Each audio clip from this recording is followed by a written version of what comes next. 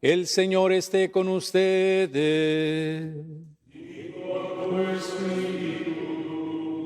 Del Santo Evangelio según San Mateo.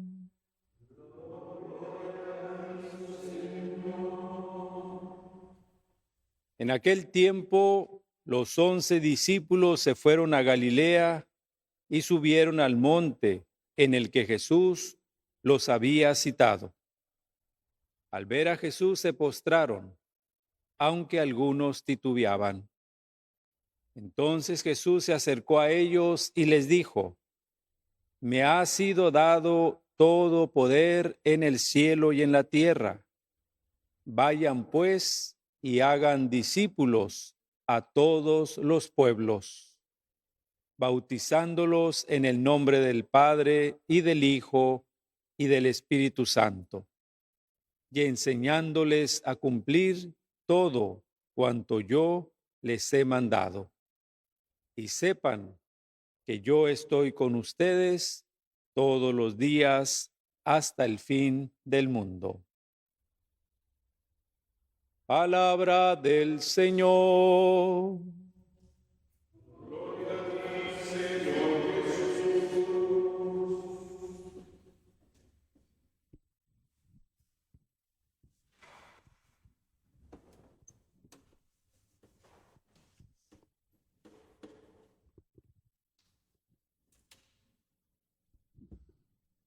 Hoy celebramos la ascensión de Jesús al cielo. El triunfo de Jesús, el triunfo definitivo de nuestro Señor Jesucristo. En un torneo deportivo, la victoria se da en la cancha, pero el triunfo se da cuando son llevados al podio y se les entrega el trofeo o la medalla del primer lugar, del escalón más alto. En las guerras, la victoria se da en el campo de batalla, pero el triunfo se celebra cuando son recibidos triunfalmente en el país al que representan. La victoria de Jesús se dio en la cruz, pero el triunfo de Jesús se celebra hoy, cuando Jesús sube al cielo para sentarse a la derecha del poder de Dios, con todo poder sobre el cielo y la tierra, constituido Señor del universo, Señor de la historia. Nosotros los cristianos creemos en un solo Señor, Jesucristo, y sabemos que nadie puede servir a dos señores sin traicionar a uno o traicionar a otro. El cristiano o tiene como único Señor a Jesucristo o ha traicionado a Jesucristo. No es posible tener dos señores.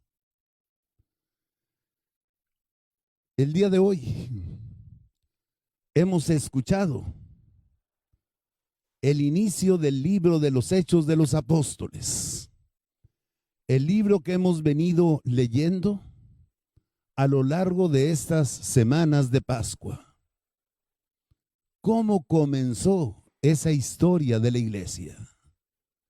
Esa iglesia que fue extendiéndose de nación en nación. Esa iglesia que fue consolidándose. Esa iglesia que fue organizándose y adaptándose a circunstancias nuevas. Esa iglesia que cada día tiene que redescubrir la unidad en la pluralidad, que cada día tiene que descubrir la novedad de su catolicidad, el significado de su santidad y el sentido de la apostolicidad. Esa iglesia que, impulsada por el Espíritu, avanza en la comprensión de las cosas que Jesús nos enseñó, guardando siempre en su memoria las enseñanzas de Jesús. Fiel a las enseñanzas de Jesús, pero con una fidelidad dinámica, no con la fidelidad de una piedra incapaz de transformarse, sino con la fidelidad de una semilla que se convierte en árbol y da fruto. ¿Cómo comenzó esa historia? Lucas, lo veíamos al leer el libro de los Hechos, no conoció personalmente a Jesús, ni perteneció a la primera comunidad de discípulos. Muchos años después, Pablo el perseguidor se convirtió en apóstol. Empezó a recorrer el mundo y encontró en una de las comunidades un joven médico, inquieto, dinámico, un talento, y lo tomó a su servicio y lo acompañó en sus viajes y fue su colaborador. Pero Lucas tenía hambre, tenía sed de conocer a Jesús. Lucas fue a Jerusalén. Lucas no se conformó con lo que había escuchado de Pablo, quien tampoco había conocido personalmente a Jesús, sino solo de oídas. Lucas quiso conocer la verdad. Se acercó a los testigos, a los que vieron, a los que oyeron, a los que experimentaron el paso de Jesús. Lucas buscó a María, la madre del Señor, y por eso Lucas es el que más comenta acontecimientos de la infancia de Jesús: la anunciación del ángel, la visitación a Santa Isabel, el nacimiento, la circuncisión, la presentación al templo y el día en que Jesús a los 11 años se perdió en el templo. Y conserva el recuerdo de María. ¿Cuál era tu actitud, María, al ver a Jesús? Yo guardaba en mi corazón todas sus palabras, meditándolas para tratarlas de comprender bajo la luz del Espíritu Santo. Y así como entrevistó a María, entrevistó también a muchos de los testigos directos. Era médico, tenía ciencia, no se conformaba con relatos fáciles de milagros o curaciones. Le gustaba investigar.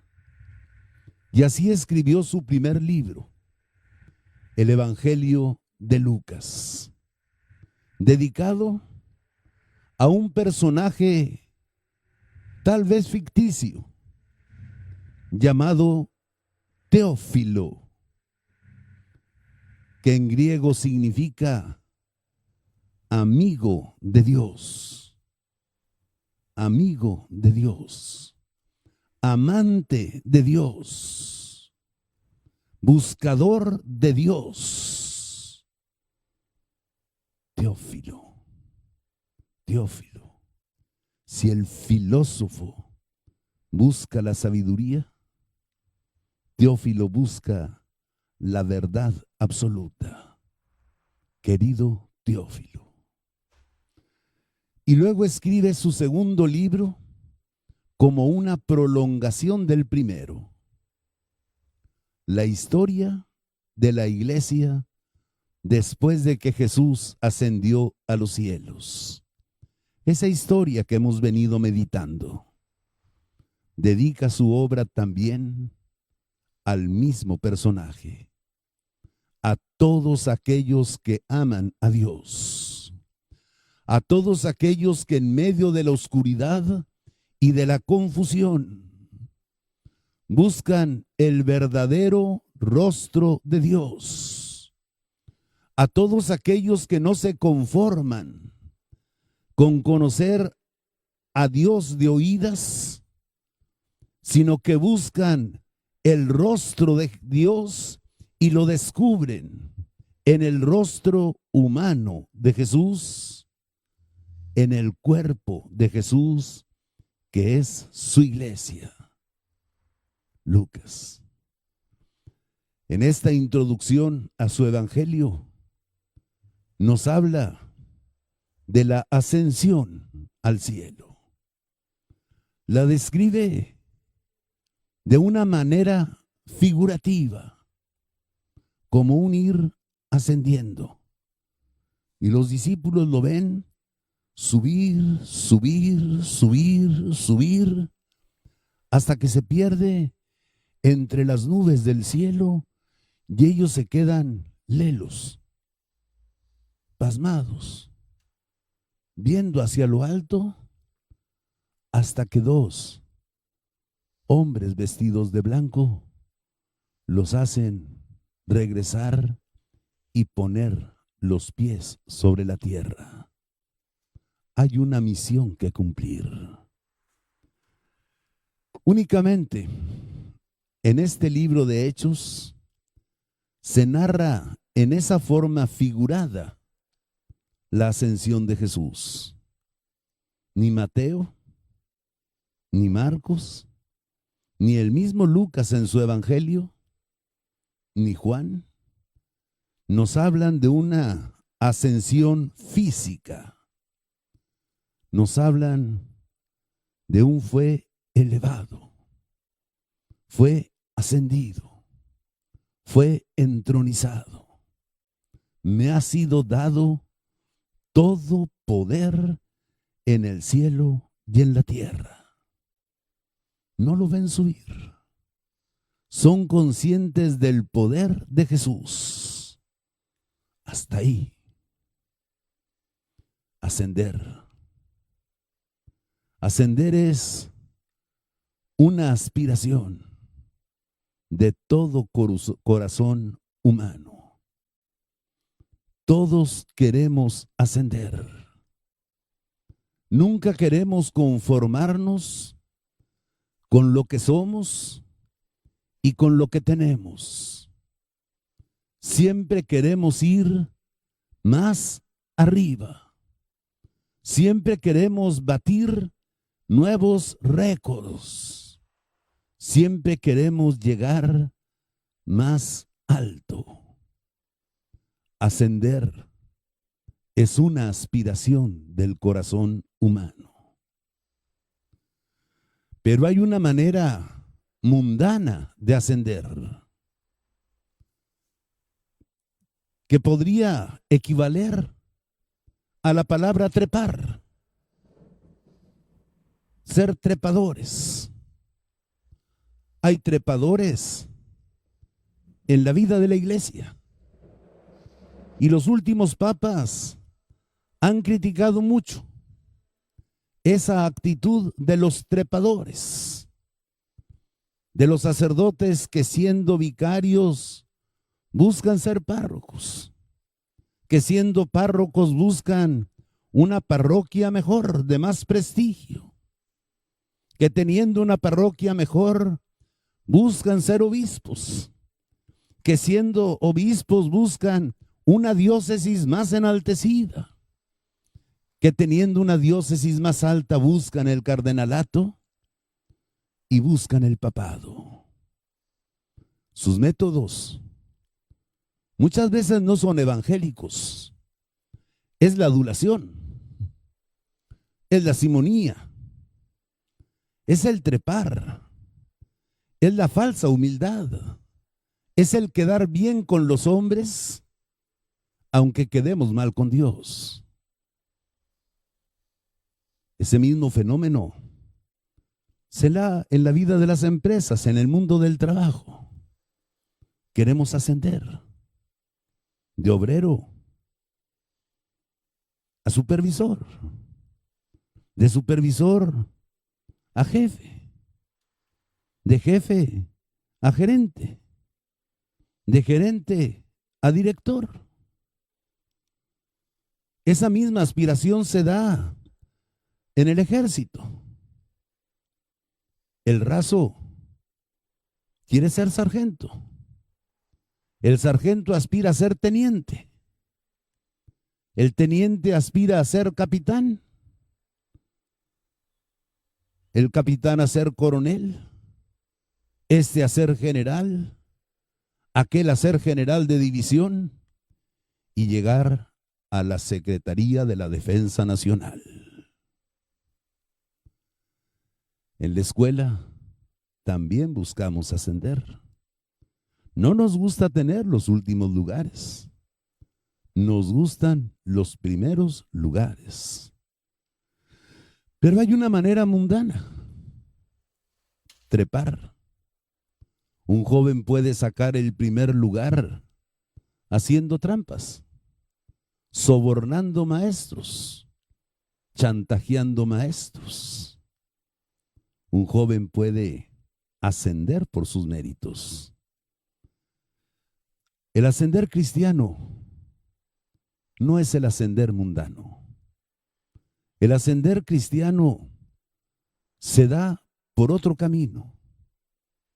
No se busca la gloria y el poder. No se busca el prestigio ni el honor.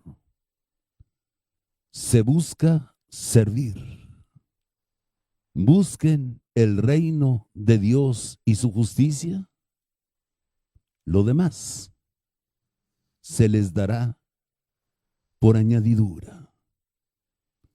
Sin otra ambición más que la ambición de servir, sin aguardar otra recompensa más que la recompensa que viene de Dios, sin buscar halagar a otro Señor más que al único Señor Jesucristo. Quienes buscan halagar al pueblo, el pueblo los aplaude y los admira.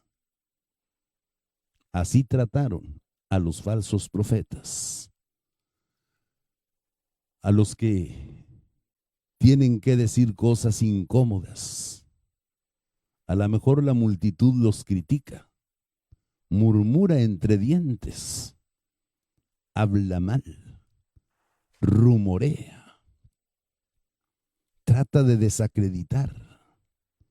Así trataron a los profetas. Así trataron a los profetas. ¿A quién quiero halagar? ¿Al César actual? ¿Al pueblo actual? ¿Al presbiterio? ¿A mis oyentes? Busco agradar a Dios. Recuerdo mucho el día en que, teniendo 31 años de edad, fui nombrado rector del seminario de Monterrey. Un seminario grande, un seminario fuerte, un seminario numeroso, un seminario con recursos humanos y económicos. el rector más joven en toda la historia del Seminario de Monterrey. Al acabar la misa, donde se hizo pública mi nombramiento, alumnos, maestros, padres de familia, trabajadores, se acercaban a felicitarme. Y en medio de aquella multitud, se acerca una mujer, mi propia madre, y me dice: Miguel Ángel, esto no es lo importante. Sé santo. Sé santo. El ascenso humano no importa. Lo importante es eso, ser santo. Durante un sexenio fui coordinador nacional para la acción pastoral entre los militares. Y recuerdo a un coronel del ejército que, hablando a los capellanes militares que hay en la República, nos decía: en el ejército y en la iglesia, todos quieren ascender, pero el verdadero ascenso en el ejército no consiste en ser general, sino en ser héroe. Y el verdadero ascenso en la iglesia no consiste en llegar a papa, sino en ser santo. Hay héroes que no tuvieron grado militar, como el niño artillero. Y hay generales cuya tumba podemos escupir. Hay papas que podemos venerar como santos. Y hay papas cuya vida y cuya historia recordamos con vergüenza. ¿Qué es ascender en el modo cristiano? ¿Y qué es ascender en el modo humano? En la vida política, el diputado local quiere ser diputado federal, alcalde, senador, gobernador, secretario de Estado, presidente. Pero hay presidentes en cuya tumba podemos escupir. Lo importante no es el ascenso humano, mundano, sino el ascenso a los ojos de Dios, lo reconozca o no la historia. Lo reconozca o no la historia. La verdadera historia está en el corazón de Dios. Ahí están los verdaderos méritos. Todos queremos ascender. ¿En forma mundana o en forma cristiana? Es la gran pregunta que tenemos que hacernos el día de hoy. ¿Soy trepador o soy alguien que asciende? La segunda cosa, ascender es una aspiración humana, pero es difícil, cuesta. Podemos iniciar con entusiasmo, pero el ir siempre de subida cansa.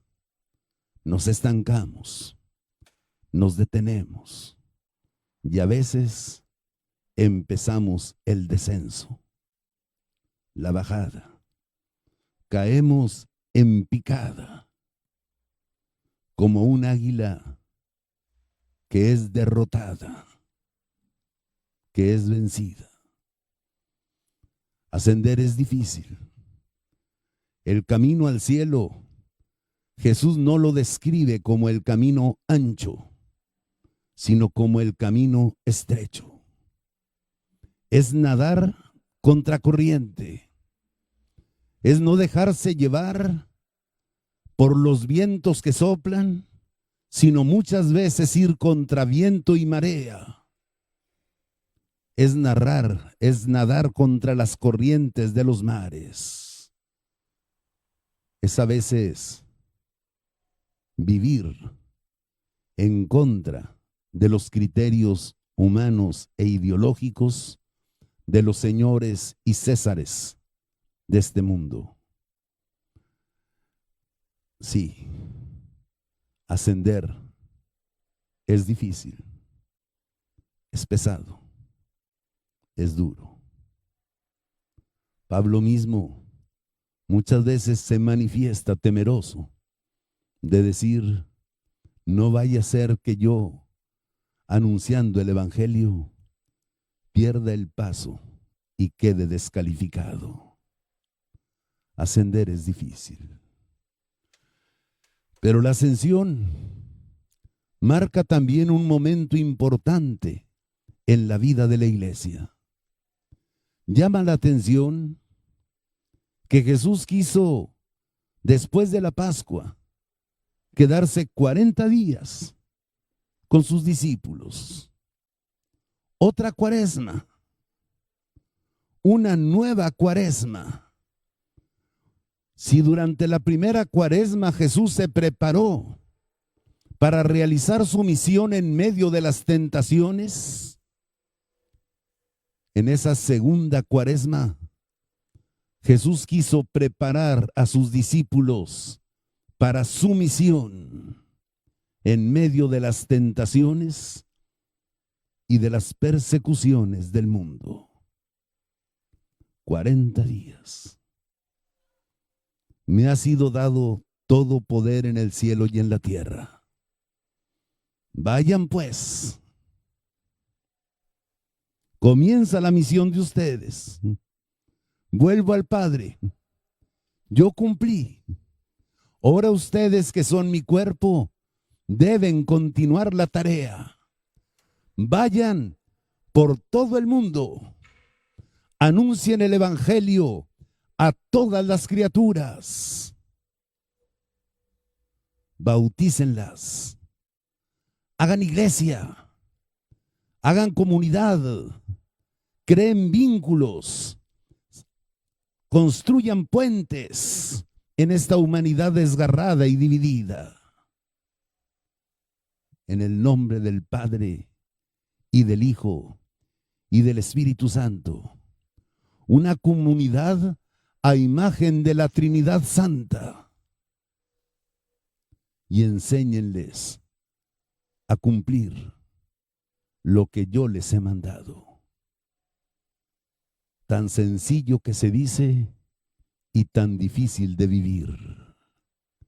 Enséñenles a amarse unos a otros como yo los he amado a ustedes.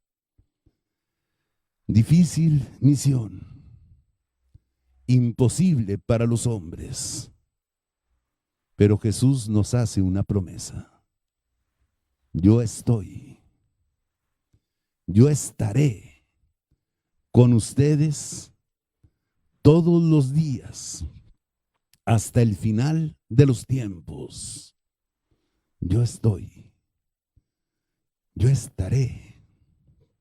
La presencia de Jesús, invisible, pero cierta, real. Jesús está con nosotros hasta el final. Muchas veces me he preguntado qué significa la palabra fin. La palabra fin significa que algo se acaba. Estuve con mi mamá hasta el final de sus días, hasta que murió. Pero la palabra fin también significa meta, también significa objetivo. Hasta que alcancen el fin, hasta que lleguen a la meta, hasta que consigan el objetivo planeado por mi Padre antes de la creación del mundo. Yo he vencido y ustedes estarán conmigo hasta el final, no hasta que la barca se hunda, sino hasta que la barca llegue al puerto que tiene como destino la casa de mi Padre. Comienza la misión de la iglesia. Pero Jesús nos dice, vayan, pero todavía no. Todavía quédense unos días en Jerusalén. Aguarden a que mi Padre cumpla la promesa. Juan bautizó con agua. Mi Padre los bautizará con Espíritu Santo. Siguen una semana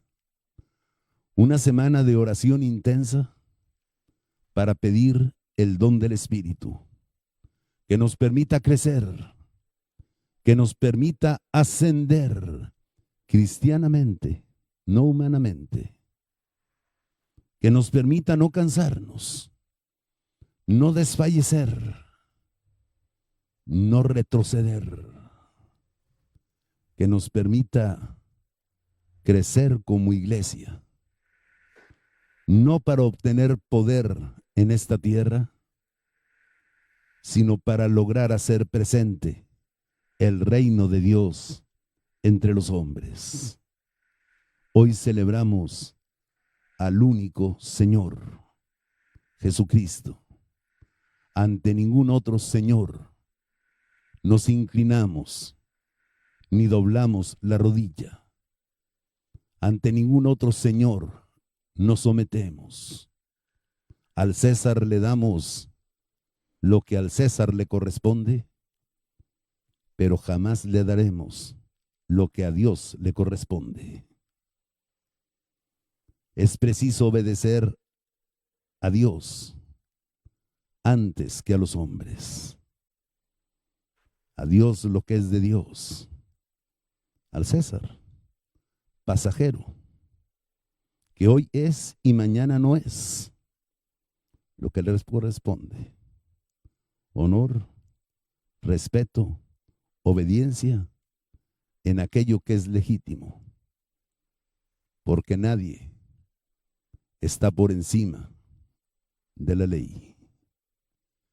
Pues con esa alegría y con ese deseo de ascender cristianamente para estar donde ya está nuestra cabeza, celebremos nuestra acción de gracias, nuestra Eucaristía.